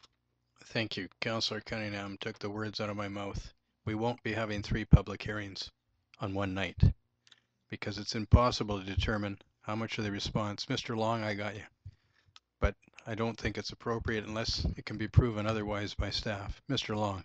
Yes. The public hearing was proposed to be in September for this particular set of rezonings. Mr. Krekic has got it incorrect. I think he just got it rolled up with the other ones. So I believe it's September the 15th. This is simply a recommendation, Your Worship. The date of the public hearing can be changed at your discretion. Thank you. Last council's consideration of the introduction, the first and the second reading of the bylaw and the scheduling of a public hearing at a date which council decides. How does council wish to consider this matter? Councillor Garon. I'll go with the September 15th if that's what staff's recommending. Thank you. Is there a seconder? Seconded by Councillor Carlick Pearson. Comments? Councillor Cunningham. Okay, I'm looking at lot the part where it's M5. Yes. Now, where P1 comes across right by the I think it's Swatlands. Yes. Is it, without having an overview of the lake and everything here, I'm wondering if we shouldn't have a buffer zone go up a little bit behind M5 so no one can build that close. You're talking 30 meters from the boundary line, but that means that somebody can legally build within 30 meters of the watershed in that corner there. Well, there's boats that actually run into Swatlands Lake. Mm-hmm. So you're saying you wouldn't want... I just don't like the idea of the M5 coming right to the edge of the lake there, and then they can build something within 30 meters of that corner if they wanted to. It's Okay. just, it's just leaving it wide open for development right there against the watershed. I know we're concentrating on the LNG and it's on the other side of the hill and everything, but this also opens it up in the future for anyone that wants to build something right there. And that's on the downside of the watershed area. Okay. We have time because, of course, we're not going to have the public hearing until September the 15th. And so if you'd consider what Councillor Cunningham has stated and have another look at it and get back to the council, please. So just to clarify, Your Worship, we're looking at the special provisions under section 7. You'll have to turn your mic on again. I'm just looking at that corner. Councillor Cunningham, let him finish, please. So I'm looking at section 7.2 that says 30 meter from any property line. So to increase that setback is what the question is. Either increasing it or creating a buffer so no one can build that close to the actual watershed area. Okay. I have very little information on projects of this magnitude. I will look for information in terms of what a suitable setback can be. Thank you. Councillor Garon. Can I just clarify, are we doing 3350 or 3351? We're doing 3350, which is the Quality of Life and Official Community Plan. So Councillor, we were just talking about 3351, so right. I'm getting confused. So. Okay. I can clarify that. So the question was with respect to the 3351, which is the zoning bylaw, which is this one here, but we are doing both bylaws at the same time. So we are also doing 3350, which is this bylaw. But we're doing one at a time, so I'd like we to we introduced and read first, second, and third reading of 3350. We still got to do 3351. So are we voting on this one first, or are we doing them both together? Mr. Mandrick? Your Worship, we're just waiting for the question on the first motion for bylaw number 3350, and then we would take a second motion on the second bylaw 3351. Thank you. Is it clear? Can we vote now on this, or are we ready to Yes, vote on it? I was waiting for Councillor Cunningham to finish so I could call the question. Thank you. Question's been called. Those in favor? Thank you. Now we'll proceed with bylaw number 3351-2014, Council's consideration of the zoning amendment. Mr. Krekick's already outlined the request. I'll ask Council's consideration. Yes, I'll move the recommendation. and that would be for the introduction, first and Second second reading reading, and then change the public hearing for September 15th. on the recommendation of the administrator. Thank you. Seconded by Councillor Garlick Pearson. Discussion. Councillor Cunningham, have you got anything to add to this? I'm until I see the 752 changed in that, I can't sort of, maybe I'm a little out on this, but I can't agree on a zoning amendment till we've done the zoning amendment on 752. Right. Well, we're in essence here, we're working through the bylaw so that we can get to the consideration and the public hearing where we would consider a zoning amendment. So by introducing and reading the bylaw for a first and second time, we're not considering the zoning amendment. The public will determine that as a result of the public hearing, and then council will consider the discussion from the public during the public hearing, and that will in fact bring the effect that you're talking about. Councillor Guerin. Thank you, Your Worship. I'm concerned about the 30 meters. I don't know where that came from, or is that an industry standard? I have no idea. But I'm willing to explore.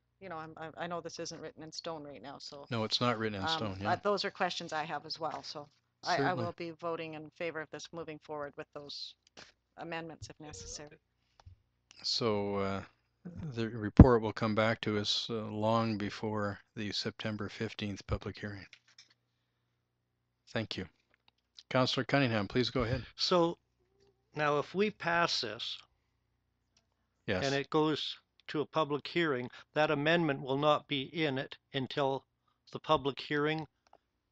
And then if it isn't brought up at the public hearing, it doesn't go in there? Well, if Mr. Krekick brings us a report prior to the next council meeting, we'll be able to stick within the time frame for the advertising and the public hearing. And at the next meeting, depending on what his report contains, the council could, in their judgment, decide to amend the bylaw public to the public hearing process, prior to the public hearing Then why process. don't we just wait till we get the report from them before we even pass the motion? Council may, in their wisdom, decide to do that, yes. Well, I'd like this tabled until such time as we get that report, so we know what we're dealing with. Okay. Is there a seconder to the motion to table? Okay. I'll ask council's consideration of the matter then. There's been a motion moved and seconded for the introduction, first and second reading of bylaw number 3351-2014. Those in favor? Those opposed? The bylaw passes. At this point, we'll get your report.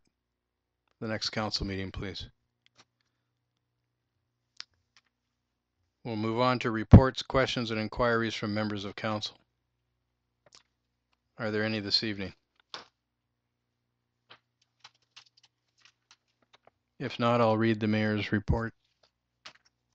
I attended the Museum of Northern British Columbia to recognize the donation of a model of the motor vessel Thomas Crosby 5, the last of the vessels operated by the United Church of Canada. The vessel provided care and ministering to the small communities and homesteads along the west coast of the province. The vessel is still in use under new ownership as a private cruiser. The Prince Rupert Airport Authority advises there's been a 5.85% increase in the passengers using Prince Rupert Airport during the first 5 months of 2014. Along with a member of the Royal Canadian Mounted Police in ceremonial dress, we greeted the cruise ship passengers from the motor vessel Silver Shadow and the motor vessel Caledonia Sky and provided a welcome to the city. I participated in the July 1st Canada Day celebration by providing a welcome and best wishes on behalf of City Council, and then cutting and distributing Canada Day cake to those in attendance. I attended a dinner along with Councillor Thorkelson involving volunteers, friends, and family of the participants of this year's canoe journey from this area to Bella Bella. The participants were made up of residents of Prince Rupert, Port Edward, Kitkatla, and the Coast-Simpsian communities. I participated in the Prince Rupert Airport Authority meeting along with Councillor Garon to review the architectural plans for the Prince Rupert Airport Terminal, which will include a redesign as well as an upgrade and expansion of the facility. I attended the Recreation Advisory Committee meeting for the month of June to discuss the recreation programs, improvements to the facility that are included in the 2014 budget, which amount to approximately $1 million, as well as fundraising opportunities, and Councillors Ashley and Carlick Pearson were also in attendance. I met with representatives of the Ministry of Transportation and Infrastructure that were on a regional review of the area. Topics discussed were the city's arterial highway and the condition of the pavement on some sections, also the level crossing between Prince Rupert and Terrace, the Simpsian Access Project, the intercommunity bus services, and the subdivision of provincial government lands adjacent the Ridley Island Access Road.